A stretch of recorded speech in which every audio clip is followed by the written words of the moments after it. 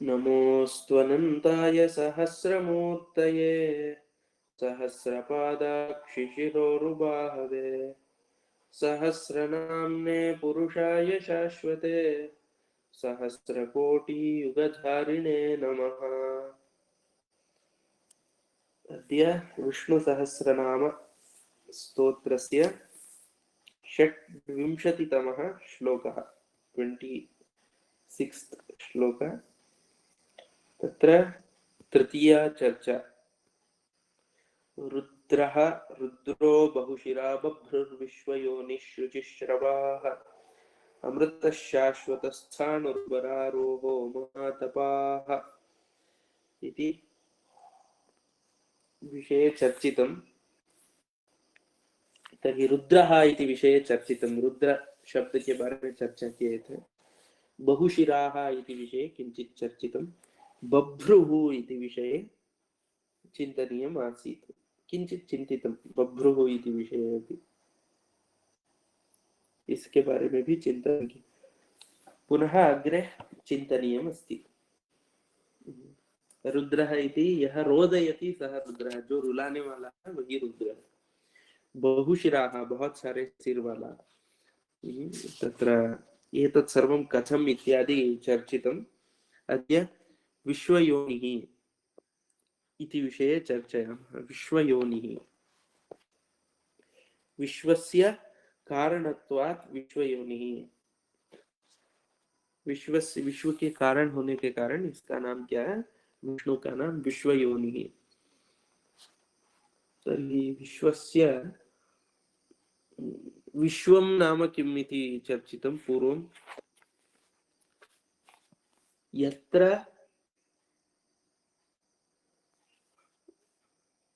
यत्र अस्माकं सर्वेषां प्रवेशः भवति, जहाँ हम सभी का प्रवेश हो सकता है, वही विश्व है। यस्य विश् धातु प्रवेशनार्थ है। विश् धातु प्रवेश के अर्थ में होता है। तर्हि विश्वम, इस विश्व का कारण है, कारणम् इति तत्र विश्वयोनिः इति चिन्तितम् आसीत्। पुनः एतस्य अन्य शब्दस्य कः अर्थः एवं पश्यामि कोशे। विश्वयोनि इति विषये किमपि आगच्छति वा इति।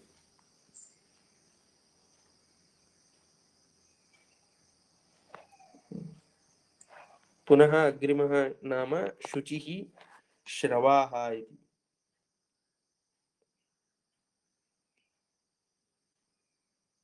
कोशे पश्यन्नस्मि।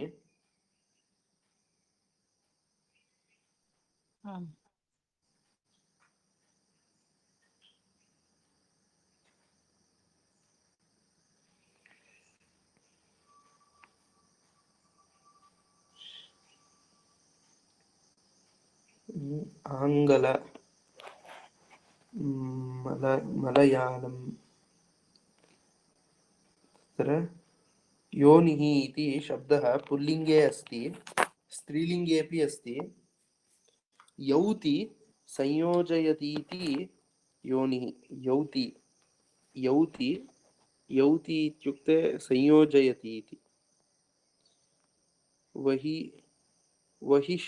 वही श्रीश्रु युद्रग्लाः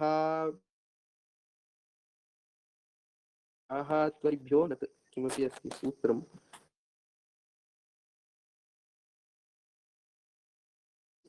आकारार्थमपि योनिः इति उच्यते। कारणं यथा उत्तररामचरिते ऋषयो राक्षसीमाहुर्वाचमुन्मत्त धृप्तयोः सायो निस्सर्ववीराणां सा हि लोकस्य निर्वृतिः इति। योनिः इत्युक्ते कारणम् इति। जलम् इत्यपि अस्ति। हेमचन्द्रः वदति जलम् इत्यपि योनिः। कुशः द्वीपस्थ नदी विशेषः यथा मार्कण्डेये धूतपापा नदी नाम योनिश्चैव पुनः स्मृता दूतपापा नदी इति काचन नदी अस्ति, तस्याः कृते योनिः शब्दस्य प्रयोगः कृतः। सीता द्वितीया विज्ञेया सा चैव हि निशा स्मृता इति। तन्त्रशास्त्रविशेषः कश्चन तन्त्रशास्त्रः अस्ति किञ्चित् तद्विशेषः, यथा महासिद्धिसारस्वते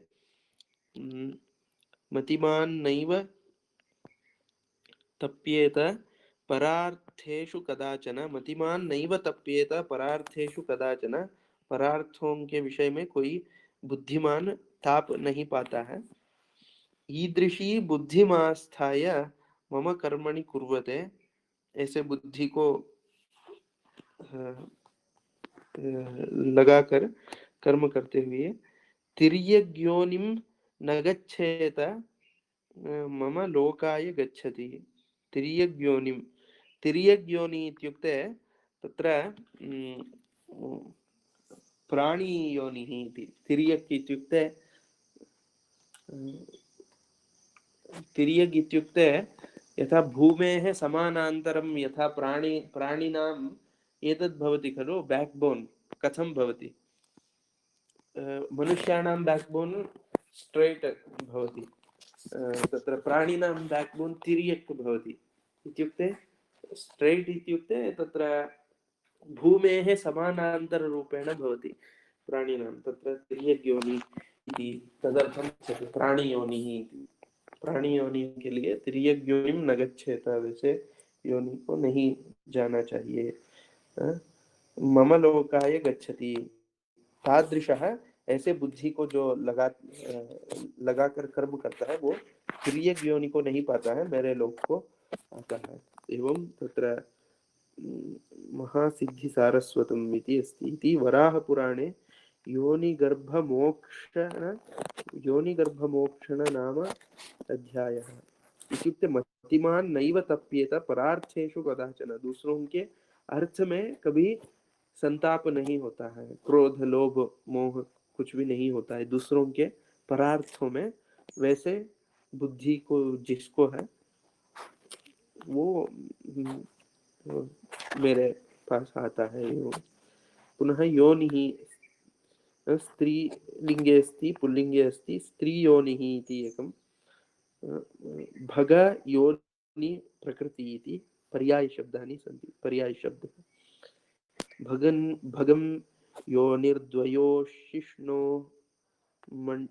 मेड्रो मेहन शेफसी मुष्कोण्ड कोशो वृषणः पृष्ठ वंशाधरेत्रिकम् इति अमरकोशे एतस्य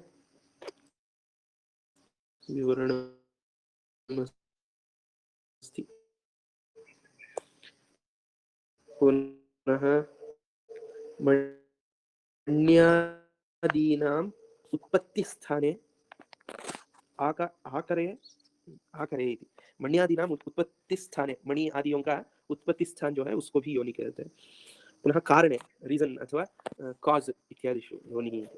पुनः जले पानी में, स्त्रीणाम असाधारण जिह्वे इति, स्त्रियों का असाधारण जिह्वा में अभी एवमपि उच्यते। पुनः तद्देवता के पूर्व फाल्गुनी नक्षत्र में भी ऐसे शब्द हैं। उत्पत्ति स्थान मात्रे, उत्पत्ति स्थान जो है वहां भी योनि शब्द का प्रयोग करते हैं। एवं तत्र योनि शब्द से प्रयोग है, सा योनि सर्ववीराणां सा हि लोकस्य निर्वृतिः जगद्योनिरयोनिस्तुम् समासेन योनिः समासेन प्रकीर्तिता, एष धर्मस्य वो योनिः, धर्मस्य योनिः इति अपि तत्र परमात्मनः कृते उच्यते। संसारसागर गमां योनिपाताल दुस्तराम्। बहवः विषयाः तद्विषये सन्ति। अस्तु एतत् विविध the sound of the sound इत्यपि अस्ति किमपि words are formula water copper main main इति कृते अपि योनिः ये पार्ट् आफ् फैर् किमपि सीड् इत्यपि अस्ति योनि इत्युक्ते बीजम् इति अर्थे अपि प्रयोगः अस्ति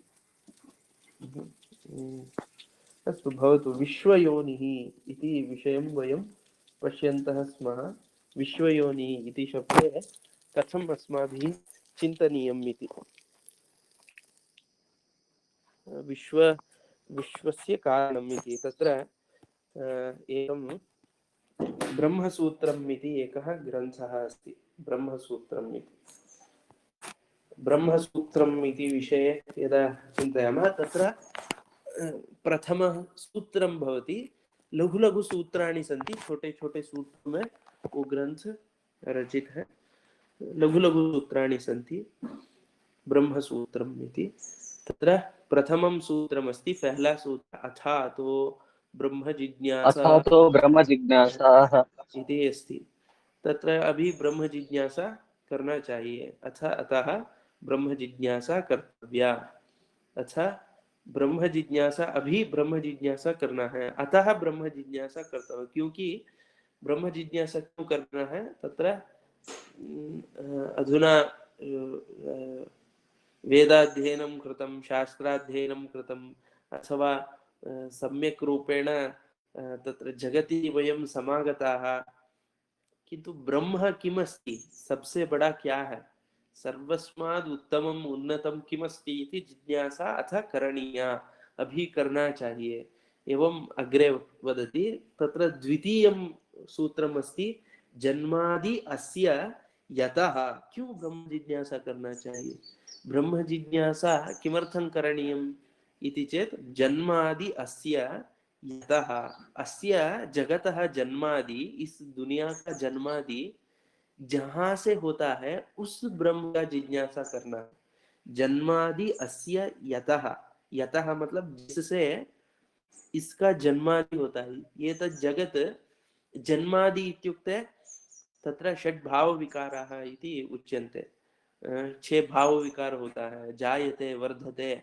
विपरिणमते अपक्षीयते नश्यति इत्येवं तत्र जायते वर्धते विपरिणमते जायते वर्धते अस्ति जायते अस्ति वर्धते विपरिणमते अपक्षीयते नश्यति इति षट् विकाराः भवन्ति छह विकार होते हैं इस दुनिया का तत्र एतत् जगत कीदृशम् अस्ति दृश्य जगत ये दिखने वाला ये जगत कैसा है उत्पन्न होता रहता है उत्पद्यते जायते अस्ति इति भासते है ऐसा लगता है जायते अस्ति वर्धते एतत्तु वर्धनमपि प्राप्नोति धीरे धीरे बढ़ता भी है सर्वमपि जगति विद्यमानं यत्किमपि पश्यामः तत्र बहुशः पदार्थाः जायन्ते वर्धन्ते अस्ति इति भासन्ते वर्धन्ते पुनः विपरिणमते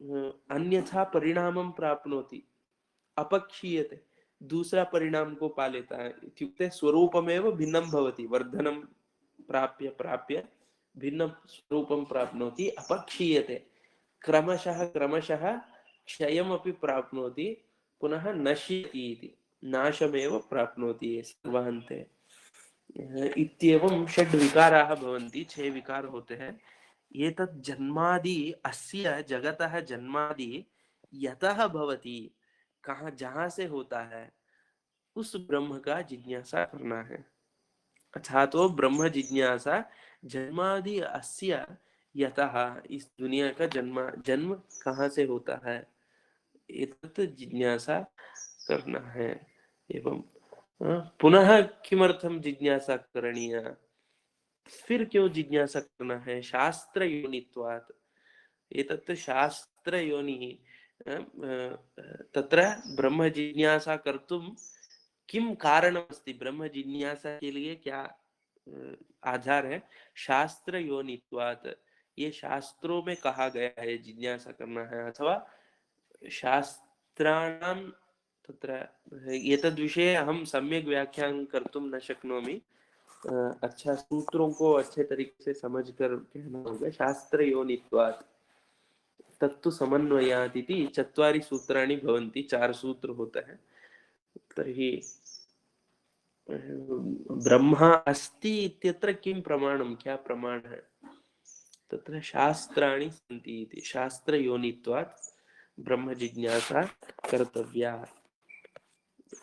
तत्तु समन्वयात् ब्रह्म जिज्ञासा कर्तव्या। पुनः शास्त्राणि यद्वदन्ति तत् समन्वयः भवति इत्येवं किमपि तत्र एकवारं पुनः सम्यक् रूपेण अध्ययनं करोमि चेत् वदामि। एवं तत्र एतत् किमर्थम् उक्तं, जन्मादि अस्य यतः, इस दुनिया का जन्मादि कहाँ से होता है, कुतः भवति इति प्रश्नः। जन्मादि अस्य यतः, जहाँ से जन्मादि होता है। तर्हि एतस्य योनिः कः अस्ति, इस दुनिया का जगत् योनिः, विश्व योनिः किमस्ति इति प्रश्नः उत्पद्यते। आधुनिकवैज्ञानिकाः किं वदन्ति, विश्वस्य कारणं किमस्ति इति चिन्तयामश्चेत् निरन्तरं परिवर्त्यमानमस्ति जगत्, विश्वम् इति वदन्ति। वर्ल्ड इति शब्दं प्रयोगं कुर्वन्ति। वर्ल्ड इति शब्दः किं वदति, उस शब्द का किमपि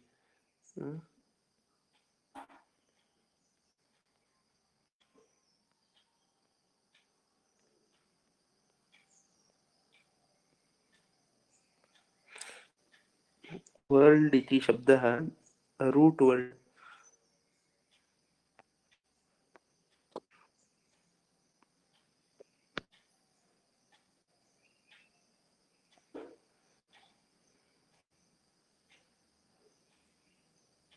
the meaning of world can be tricked back.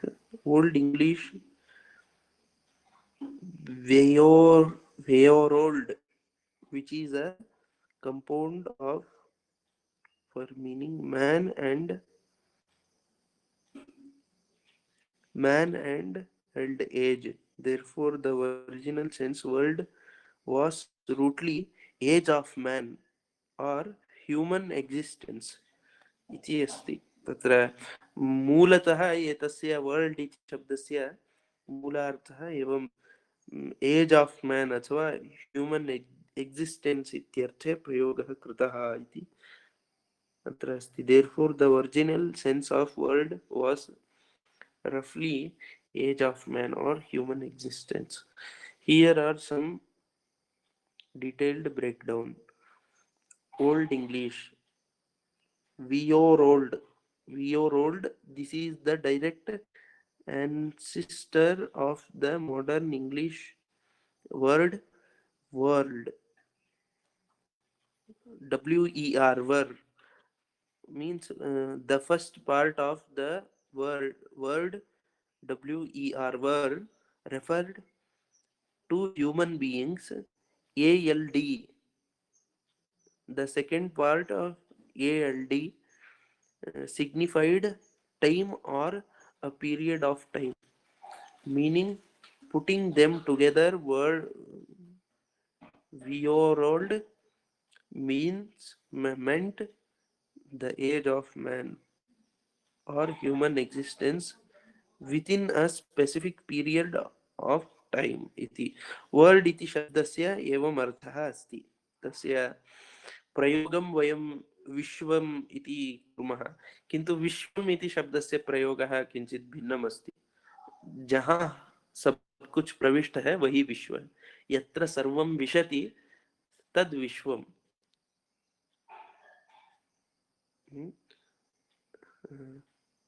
Vishnu इति विषये यह सर्वत्र प्रविष्टः सः विष्णु, जो सब जगह प्रवेश किया है वो विष्णु है। यत्र सर्वं विशति तद् विश्वम् इति तत्र एवमस्ति। पुनः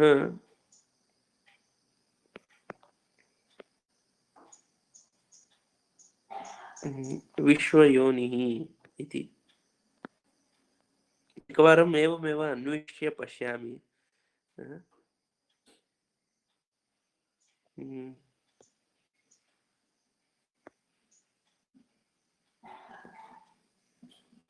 कास् इति शब्दस्य कः अर्थः? कास् कास् अर्थः नास्ति, तत्र स्पेलिंग किं भवति? कास् CAUSE कारणम्।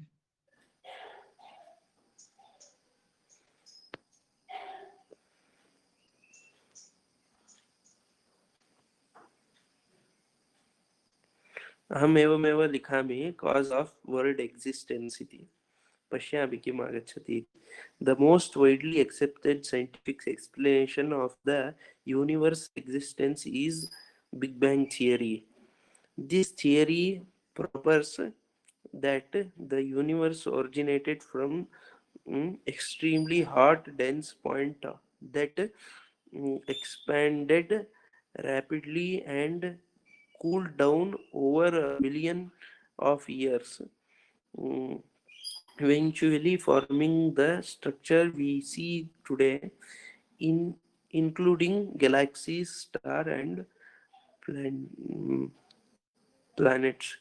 अस्तु, एतदेव यूनिवर्स् ततः पूर्वं तस्य कारणं किमस्ति? अस्तु, बिग् बेङ्ग् सञ्जातम् इति वदन्ति वा, भवतु। तत्र किं कारणमस्ति? तत्र विस्फोटार्थं यदासीत् पूर्वं तत् कथमस्ति इत्यादि प्रश्नं भवति। तदपि ततः पूर्वमपि किमपि आसीत्, ततः पूर्वमपि किमपि आसीत् इति तत्र एवं वक्तुं शक्यते। पुनः तत्र here are some detailed breakdowns, big bang explanation and cooling, एतत् एकमस्ति। पुनः किं किं why is there anything at all इति भिन्न भिन्न तत्र एतत् एते अपि सन्ति, के सन्ति फिलासफर्स् इति। Why is there anything at all? Why is there something rather than nothing? Is a question about the reason of basic existence, which has been raised or commented on by a range of philosophers and physicists. Nothing got afraid. William Leibniz, and who called it the fundamental question of metaphysics, fundamental question of metaphysics इति। एवं केचन तत्र वैज्ञानिकाः, फिजिसिस्ट् पुनः फिलासफर्स् एतत् मेटाफिजिक्स् विषये फण्डमेण्टल् question अस्ति इति एतत् प्रश्नमस्ति। किं why is there anything at all, why is there something rather than nothing इति विषये। there is something, तत्र किञ्चित् किमपि अस्ति, introductory points, there is something. No experiments could support hypothesis. There is nothing because any observation absolutely implies the existence of an observer.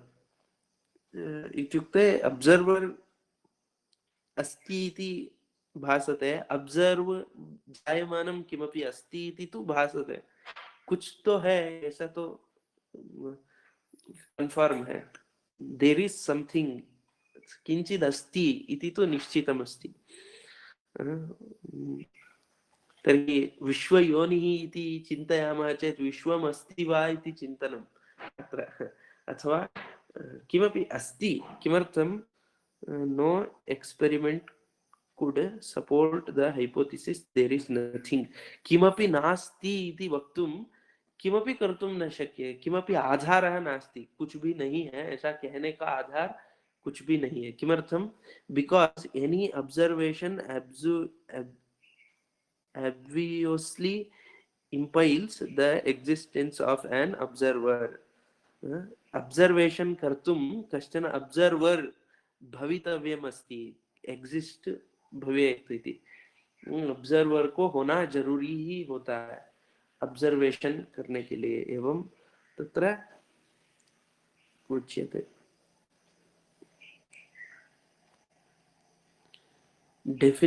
defining the question is usually taken a concerning particle casually rather than moral reason for, and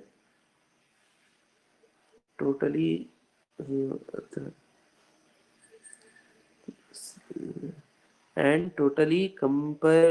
comparatively rather than concerning the existence of anything specific, such as the universe or multiverse, the Big Bang, God, mathematical and physical laws, time, or con- consciousness.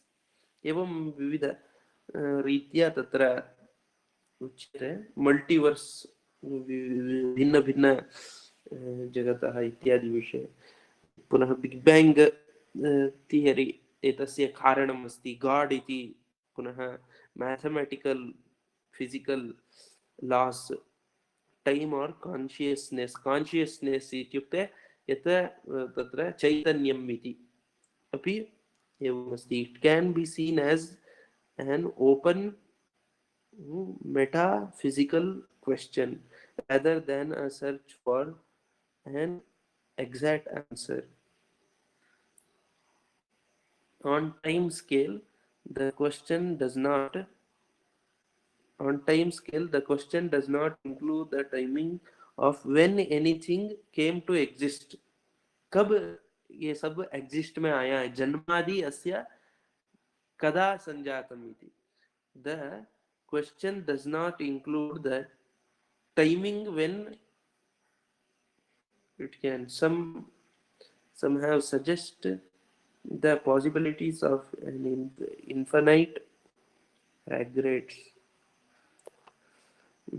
हम एवमेव पठामि चेत् क्लेशः नास्ति खलु। Arguments against attempting to answer the question. The question is outside our experience. May not apply. We may only say the question because of the nature of our minds.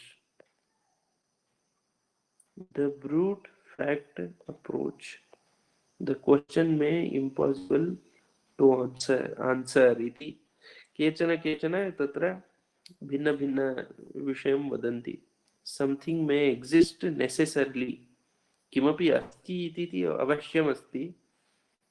Natural laws may necessarily exist and may enable the emergence of matter. सर्वत्र मे by मे एवं भवितुम् अर्हति इति उत्तरम् अस्ति। Necessarily being varying the reason for existence within itself. A state of nothing may be impossible. कुछ भी नहीं है ऐसा स्थिति पॉसिबल नहीं है एवं निश्चितम नास्ति। A state of nothing may be unstable. It is possible or something to came from nothing. It is possible. Tatra some cosmologists believe it to be possible that something may came to exist spontaneously from nothing. Some mathematical model support this idea. इत्युक्ते किमपि एतत् जगत् असदा संजायते, कुछ भी नहीं है ऐसे स्थिति से सब कुछ है ऐसा स्थिति अचानक आ सकता है एवमपि सिद्धान्तं वदन्ति इत्युक्ते जगत् कारणं किम् अस्ति शून्यमस्ति इति वक्तुं शक्यते इति वदन्तः सन्ति एतत् अस्माकम् उपनिषत्सु अपि चर्चितमेव अस्ति some mathematical models support this idea and it is growing to become a more prevalent explanation among the scientific community for why the big bang occurred. Other explanations अस्तु एतद्विषये बहु बहु बहु विषयाः सन्ति यदि वयं पश्यामः आधुनिक तत्र रीत्यापि बहुविधरीत्या बहवः विषयाः सन्ति portal physics portal topics the scientific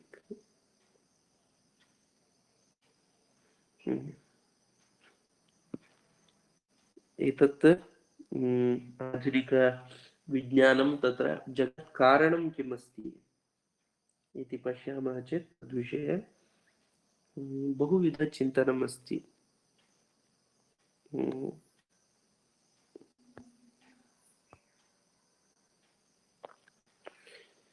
the origin of life on earth इत्यादि विषय why does world exist and what created it इति प्रश्नम् एतद्विषये अपि बहु चिन्तनानि सन्ति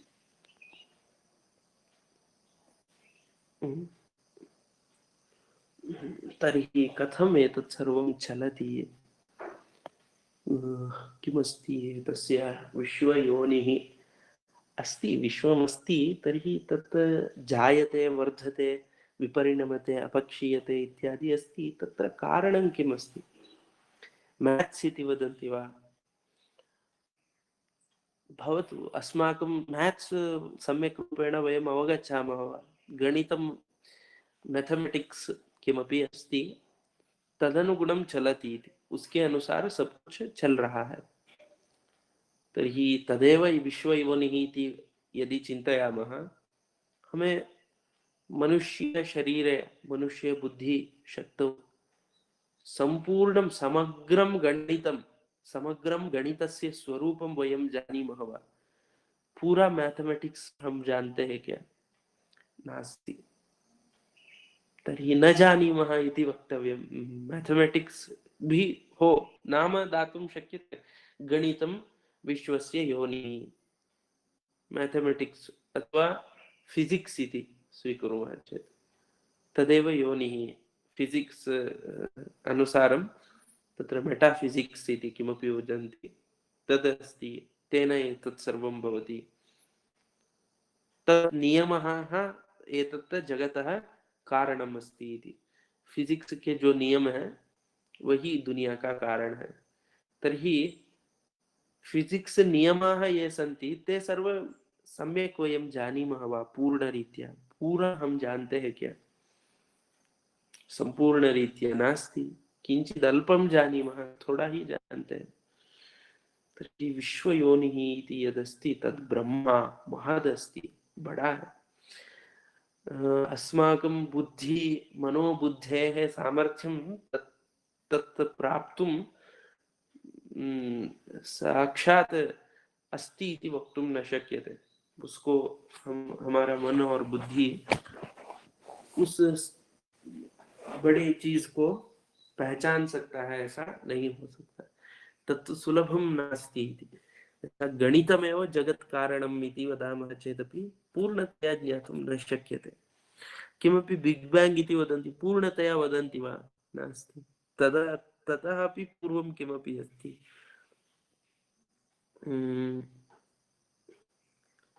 why question of this short level a lot of room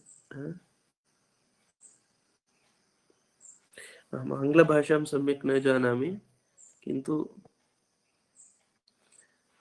प्रश्नानां विषये बहुविध चर्चाः सन्ति।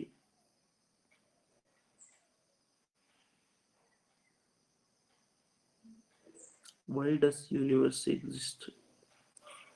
How did life begin on earth? We asked a NASA expert. भिन्न भिन्न तत्र जनानां सन्दर्शनानि अपि सन्ति।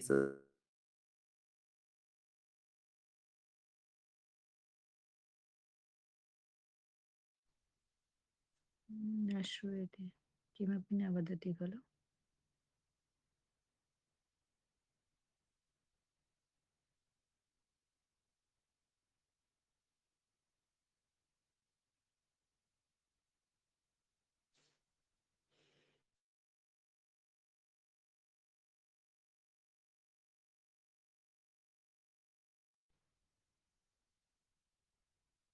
प्रायः नास्ति सः। अत्र कः अस्ति XYZ नमस्ते?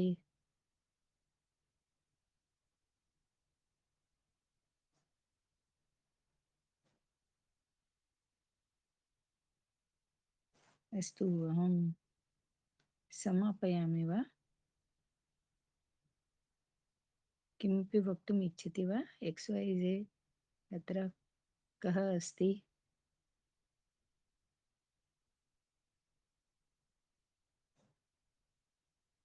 अस्तु, श्रीकृष्णार्पणमस्तु।